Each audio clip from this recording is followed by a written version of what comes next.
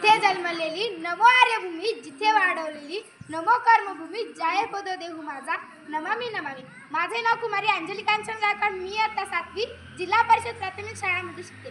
कित्येक लढाया लढून कित्येक बलिदान देऊन त्यांच्या होती होऊन शेवटी 11चं स्वातंत्र्य आपल्या पदरी पडेल। स्वातंत्र्य शब्दाचा अर्थ फक्त तीच व्यक्ती समजू शकते ज्याने कधी पारतंत्र्य पाहिले असेल, गुलामगिरी पाहिली असेल। स्वातंत्र्याचे मूल्य शब्दात सांगता येत नाही, इतके मोठे। आपण सर्वजण खूपच नशिबान आहोत, आपण या स्वतंत्र भारतात जन्म घेतला आहे।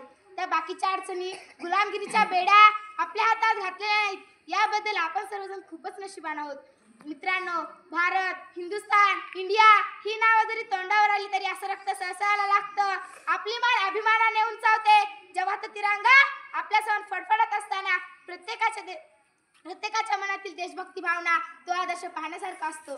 किसी ने खूब कहा है कि हम जान के दुश्मन को भी जान कहते हैं, किसी ने खूब कहा है कि हम जान के दुश्मन को भी जान कहते हैं। मोहब्बत की इस मिट्टी को हिंदुस्तान कहते हैं, हिंदुस्तान कहते हैं। आपल्या भारताला ना सोने की चिडिया म्हटली जाते। का बरं?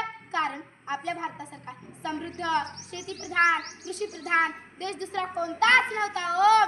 म्हणूनच कदाचित इंग्रजांना भारतातून पाऊल बाहेर टाकताना खूप त्रास झाला असावा। 1857ला चालू झालेल्या स्वातंत्र्य संग्राम योजने शेवटी 15 ऑगस्ट 1947 रोजी शांती झाला। 26 जानेवारी 1950ला आपला भारत देश प्रजासत्ताक झाला। किती छान ना।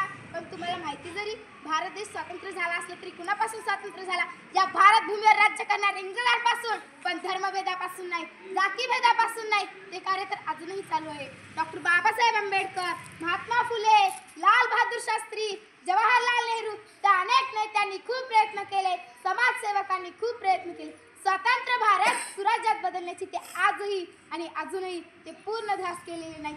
आजही हवी तशी प्रगती, हवा तसा स्वप्नातला भारत, ते स्वराज्य दिसत नाही। पूर्वी ना इनामापेक्षा इमान हा शब्द भारतीयांसाठी खूप महत्त्वाचा होता। आता इनामदारी विसरून गेले आपण। किती बदललात? एक गोष्ट तर आहे ना, भारत देश स्वतंत्र झाला, सत्ता आपल्या हातात आहे, भारतीयांच्या हातात आहे। मग असं काय होतं? भांडसे गंध फक्त राष्ट्रगीत म्हटल्याने कोणी राष्ट्रभक्त होत नाही ना, फक्त 15 ऑगस्ट 26 जानेवारीला वंदे मातरम म्हटल्याने कोणी राष्ट्रप्रेमी, राष्ट्रभक्त होत नाही।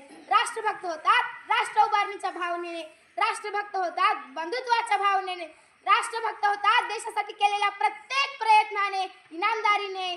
जरा स्वतःला प्रश्न विचारा, आपण हे सगळं केलंय? आणि जर नसेल तर आपण देशभक्त आहोत की नाही? हा प्रश्न प्रत्येकालाच पडायला हवा, प्रत्येकालाच पडायला हवा। जे देशभक्त आहेत ते सरहद्दीवर लढत असतात, एक स्वतःच्या प्राणाची पर्वा न करता देशाचं रक्षण करतात। एक ते देशभक्त आहेत जे महामारीच्या काळात सुद्धा कर्तव्यनिष्ठ राखतात। एक ते देशभक्त आहेत जे गुलामगिरीच काय, गुन्हेगारीमध्ये फसू नये, झाडे वाळू नये म्हणून दिवस रात्र प्रयत्न करत असतात। मग मित्रांनो, आणि हो, आपल्या सर्वांसोबत उपस्थित आपल्या उज्ज्वल भविष्य करण्यासाठी कार्यरत असणारे आपले शिक्षक हे देशभक्त आहेत। मग मित्रांनो, आपण कुठे कमी पडतोय? एकदा आपल्या व्यक्तित्वावर नजर टाकाय काय हरकत आहे?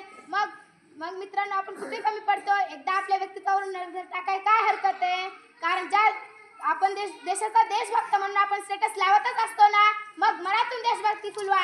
कारण ज्या दिवशी या देशाची युवा पिढी सुसज्ज होईल त्याच दिवशी खऱ्या अर्थाने भारत देश प्रजासत्ताक होईल। एवढे बोलून मी माझे भाषण संपवते। जय हिंद, जय भारत, जय श्री